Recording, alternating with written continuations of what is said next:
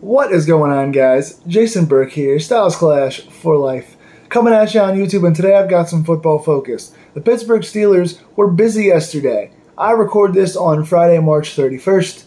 Yesterday, the Steelers got real busy in free agency, signing some key backups with some NFL experience. That's kind of been the norm for the Omar Khan, Andy Weidel, first GM period free agency. We're seeing more activity than usual. We're seeing a lot of signings. We're seeing a lot of good priced, very affordable, veteran depth pieces. We're seeing physicality. We're seeing a trend in the way these guys are bringing people in, especially to fill depth roles. People look at some of these signings and go, oh man, who's this guy? This guy's never really been anywhere. This guy's not an all-pro guy. Every signing cannot be an all-pro. And when you have a team like this that showed big sparks at the end of the season and we're on the fringe of playoff contention, you can either make, one or two, really big splash signings, or you can take all the holes we have and fill them one by one with veteran minimum NFL experienced physical talent. And Pittsburgh has chosen to bring in, 8 or 9 kind of mid-range guys with experience, overspending on the 1 or 2 splash guys, and I think that's the right mentality. I want to talk to you guys about the signings and things we did yesterday. We made several moves yesterday, including a big meeting from Steelers Past that I will talk about as well. But again, if you guys want to see my Should They Draft series, I've done 2 videos on potential first-round picks that could be controversial. Some like it, some don't. And I talked about the pros and cons of potentially drafting people. So far, I've covered Brian Branch and wide receiver Jordan Addison. So go check out those videos. I've also done potential draft targets. I've done all the other free agency coverings so far. So if you want to see Pittsburgh's free agent moves so far, I've got all those videos on this channel, and I got more to come, including my 3 different mock draft video where I show you guys 3 different paths the Steelers could take in the draft from rounds 1 through 4, all of the first 5 picks that Pittsburgh could make to complete their roster. But I want to talk about yesterday. Pittsburgh goes and signs veteran safety linebacker hybrid Keanu Neal. Keanu Neal has played 7 seasons so far in the NFL. He was a first-round pick in 2016. He played 5 seasons with the team that picked him in the first round in 2016, the Falcons. Then he went on to play 1 season for the Cowboys and 1 season for the Buccaneers. So far, stat-wise, he has played in 80 games in the NFL, and he's got 450 tackles, 2.5 sacks, 21 pass deflections, 3 interceptions, and 8 forced fumbles. This, to me, is a really solid third safety piece. Safety is where he started his career. Then I think in the Dallas year, he went to like a middle linebacker kind of thing. The dude has a lot of upside. Again, he's got NFL starting experience from multiple teams. He's played for 7 seasons. He was a first-round draft pick. This dude was and still is a hitter. He's a physical guy. He's got pieces of a slightly less athletic Terrell Edmunds in him. He's a little bit smaller than Terrell. He's a little bit slower, but his footwork is decent. He makes solid decisions out there, and he's a hitter. Watching this guy's tape, he's popping guys, especially in the running game. He's got a dual threat that gives us what Mike Tomlin loves, position flexibility. The guy can play safety and inside linebacker, and we have holes in both. We needed another body for the inside linebacker room once in a while that could be able to cover, because our inside linebackers are downhill thumpers right now. Now we have a guy that can play that dime backer situation and can be a cover guy because he has safety skills. So he can cover the guys in the slot, cover the running backs on Texas routes, cover the tight ends that are physical in the middle of the field. And you have an experienced guy who can turn around, good body placement. He gets around looking at the ball kind of late, and watching his coverage tape, he's pretty physical. He gets flagged a bit, and he gets his head around a little late, but he is a guy that gets his body in good positions. He plays the ball well. He closes the gap pretty well, and he hits pretty hard. So you've got a guy now that gives us a lot of opportunities to play with an extra coverage linebacker on passing downs when you've got a big front in there, but you could pass.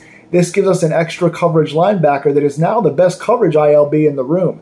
But even more so, this guy gives you a 3 safety look that we've been talking about. When we had Terrell Edmunds here, along with Minka and KZ, when KZ got healthy at the end of the season, you started seeing Pittsburgh go into 3 safety sets. Because you have a guy like KZ who's a coverage guy, you have a guy like Minka who can do both but roams around a lot, and then you have Edmunds as your kind of box safety. that gives flexibility to all the guys to do different things and kind of plays each one of them to their best strengths.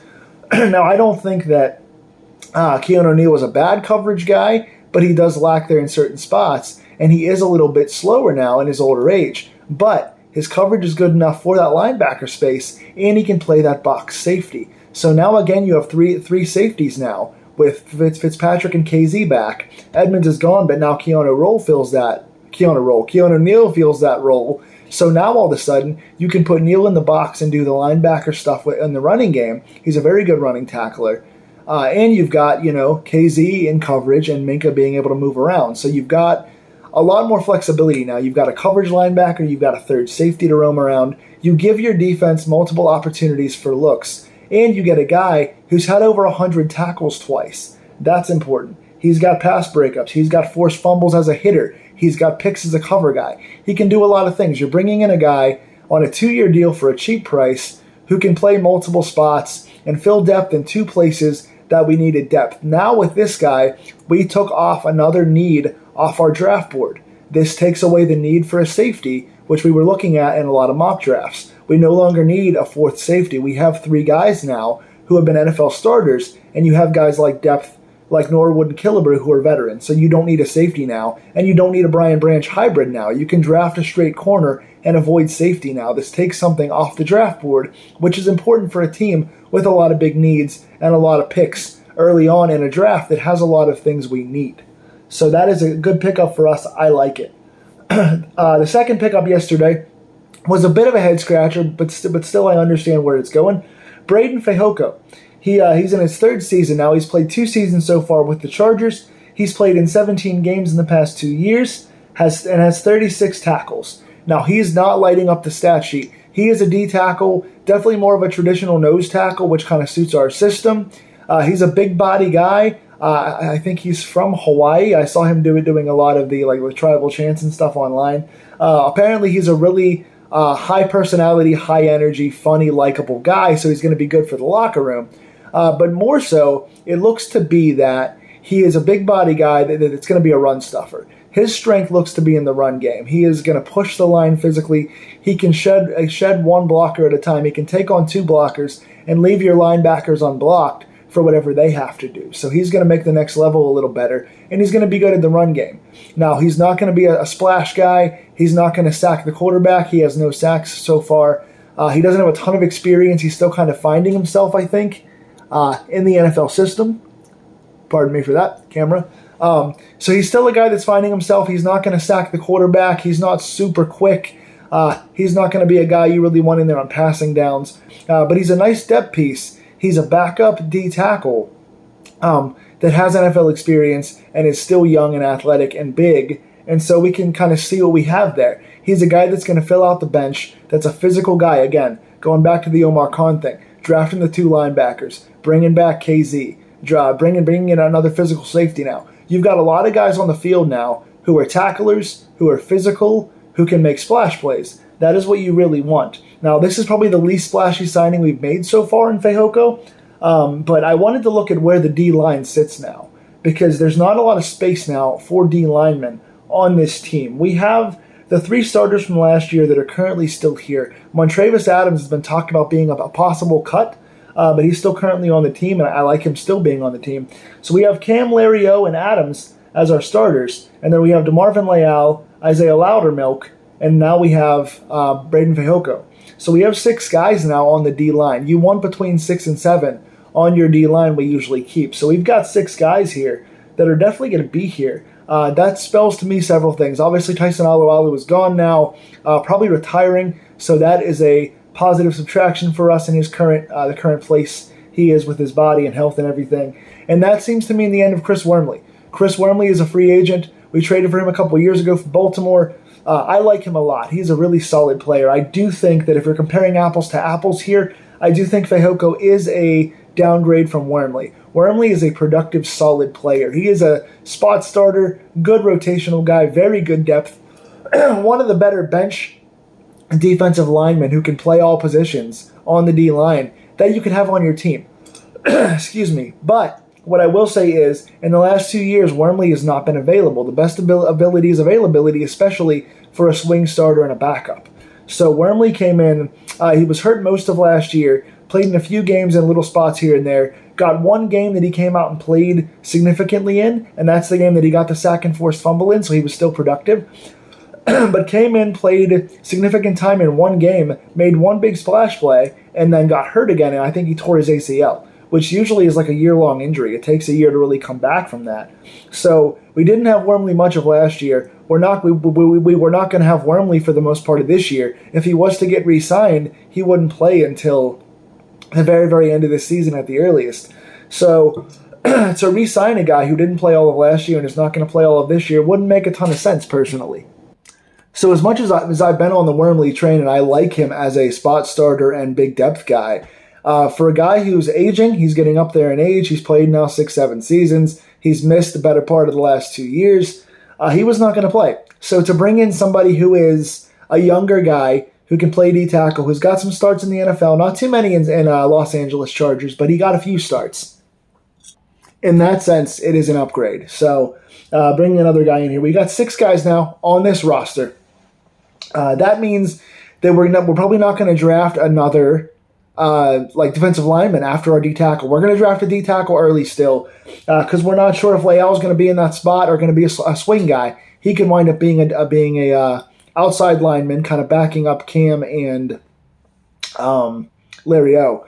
But Leal's not a consistent D-tackle. They're still finding their spot with him. Loudermilk is kind of Cam's back up on the outside, the big body guy. And this guy seems like he's going to be a depth piece at D-tackle. So we're still looking for a pure D-tackle.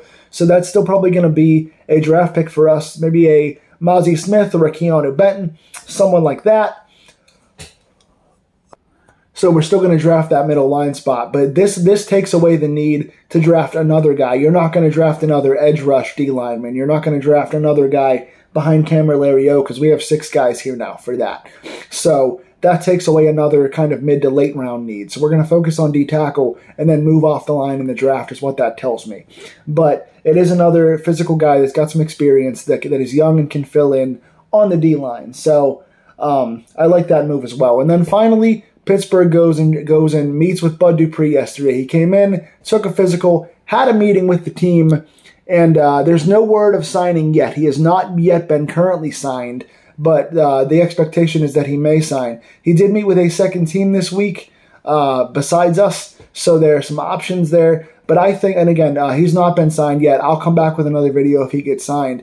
But I think he would be a great signing. Number one, you're getting a guy that knows the system. While he doesn't make a really good number 2 outside linebacker anymore, he makes a very good rotational / number 3. He can fill in at starter when he needs to when TJ or Highsmith get hurt. He can spare them of some snaps and be a really good aggressive guy as the number 3, and he'll be fresh because the 2 starters are playing most of the snaps. So bringing in a veteran like that who knows Pittsburgh and can be the 3rd guy is really, really good to have a veteran like that as your number 3.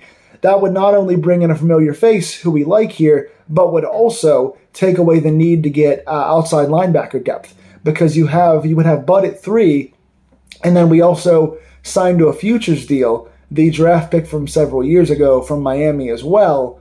So we would have him also at this point, which then means we have 4 outside linebackers who we could, do a lot of things with. So you no longer would need outside linebacker depth at that point, taking another need off the draft board. So again, physical, high-quality players for good prices, taking needs off the board, those are the common threads. So if Pittsburgh makes any more moves, I will let you know. These are all really solid, good pieces here. I like what we're doing here, creating more bodies and more opportunities for more experienced guys and taking things off the draft board. I'll be bringing you guys my multi-mock draft soon to let you guys know what I think Pittsburgh should still focus on and what order they should focus on these things in. And I'll also still be doing more of these should Pittsburgh draft these guys for first-round potential draft picks.